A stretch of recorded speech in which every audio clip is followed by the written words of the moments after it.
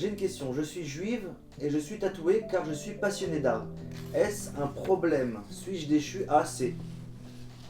Alors, le tatouage, est-ce un problème? Oui, c'est un problème.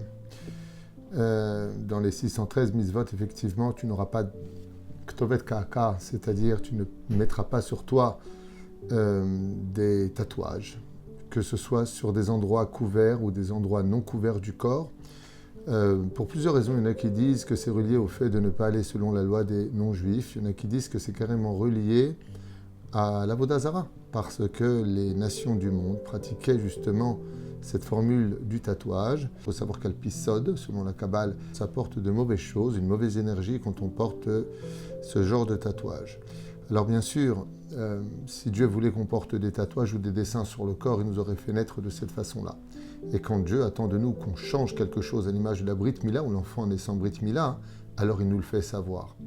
Eh bien, ce même Dieu nous a fait savoir qu'il ne voulait surtout pas de tatouages sur le corps, ce qui fait que sur le domaine technique, on n'a pas le droit d'avoir des tatouages. La question est, si on l'a fait, qu'est-ce qu'on fait? Réponse, si vous pouvez le retirer à travers un système de laser aujourd'hui, il y a beaucoup de possibilités modernes qui n'existaient pas avant, qui permettent de retirer les tatouages. Et si on fait teshuva, c'est-à-dire on dit mince, je ne savais pas, je regrette, et que je ne peux pas les enlever dans ce cas-là, alors on a fait l'interdit de la Torah en les mettant, mais si on a fait teshuva, rien ne tient devant la teshuva, et on mourra avec ces tatouages, non pas en guise de péché, mais en guise de gloire, parce qu'on les a regrettés. Et c'est ce que veut Hachem. Alors c'est vrai que dans l'absolu, je rejoins tout à fait l'idée que c'est très artistique, ça peut être très mignon, ça décore le corps, mais encore une fois, est-ce que je suis né pour moi et mes envies, ou est-ce que je suis né pour servir Hachem? Si vous vous posez la question à un rave, c'est que vous attendez la réponse de la Torah et non pas de ce que je pense personnellement ou de ce que vous pensez personnellement.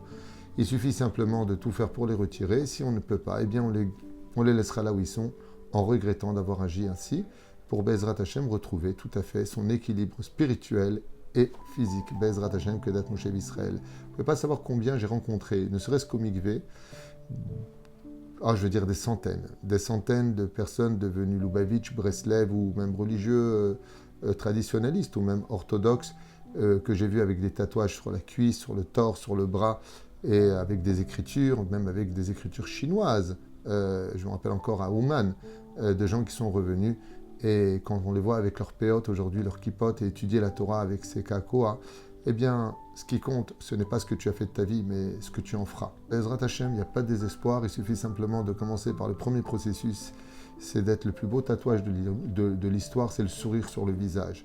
Par contre, il y a des tatouages qui peuvent être permis comme le maquillage permanent, étant donné qu'il ne dure que 1 à 2 ans maximum. Nos poskim, nos décisionnaires disent qu'on pourrait éventuellement le faire parce que ça n'a pas un digne de tatouage. Le judaïsme est tellement rempli de mitzvot qu'elle n'a pas besoin d'éléments extérieurs pour nous rendre plus beaux ou plus belles que ce que nous sommes avec la Torah et les mitzvot.